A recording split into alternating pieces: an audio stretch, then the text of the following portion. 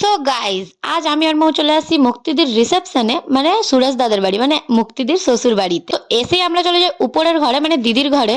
দিদিরা এখানে সবাই স্নান করে রেডি হচ্ছিল। আর রুমটা তো জাস্ট ওয়াও, দিদিকে সিঁদুর পরে কত মিষ্টি লাগছে তোমরা দেখো। তারপর দিদি রেডি হয়ে নেয়, আর দিদিদের একটা রিচুয়ালস ছিল যে নতুন বউ সবাইকে ঘি ভাত দেবে। তো দিদি সেই রিচুয়ালসটা করতে যায় প্যান্ডেলে, আমরাও যাই, আর তারপর আমরা খাওয়াটাও সেরে ফেলি। তারপর তো আমরা মজা করতে থাকি। আর হ্যাঁ, রিসেপশনটা কিন্তু হয়েছিল SMR এ, যেটা আছে ডাক বাংলোতে। তো আমরা এক এক করে বাইকে করে SMR এও চলে আসি। আর এই যে তোমরা পুরো ডেকোরেশনটা দেখো, রাতের ভিউ তো খুবই সুন্দর ছিল।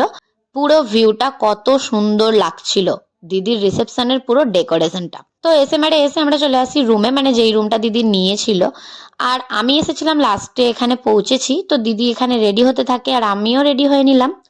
এই যে আমার লুক পুরো। তো তারপর দিদি এখানে দাদার হেয়ারটা সেট করে দিচ্ছে, আর তারপরই আমরা চলে যাই স্টার্টারের দিকে খাওয়ার জন্য। তো এখানে ফার্স্টেই দেখতে পাই পকোড়া। তো আমরা পকোড়াটা নিয়ে নিই। আর তারপর সবাই খাওয়ার দিকে ব্যস্ত ছিল, আর এখানে বক্স বাজছিল, কেউই ডান্স করছিল না। আমি আর পিয়া করে দিই ডান্স স্টার্ট। ডান্সও করে নিই এইসবের মাঝেই। প্রচুরই এনজয় হয়েছে। তারপর আমরা চলে যাই মকটেল নেওয়ার জন্য। এই যে তোমরা দেখতে পাচ্ছ মকটেল। তারই মধ্যে এন্ট্রি হয় কন্যাযাত্রীর, মানে কাকু কাকিমারা সবাই এসে পড়ে। এখানে স্ক্রিনে দিদির ভিডিও প্লে হচ্ছিল, বিয়ের সিঁদুর দানের ভিডিওটা তোমরা দেখো। আর তারপর হয় সুরজদার মুক্তিদের এন্ট্রির টাইমটা তো আমার সব থেকে ভালো লাগে। কত সুন্দরভাবে এন্ট্রিটা হচ্ছে তোমরা দেখো।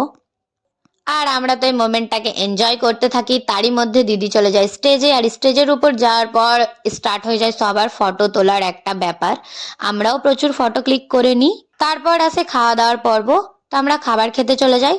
আর তারপর একদম ধামাকা ভাবে ডান্স সবাই মিলে। এই ডান্সের পর আমি চলে আসি বাড়ি। তো চলো, এই ভ্লগটা এই পর্যন্তই। দেখা হচ্ছে নেক্সট কোনো ভ্লগে। টাটা।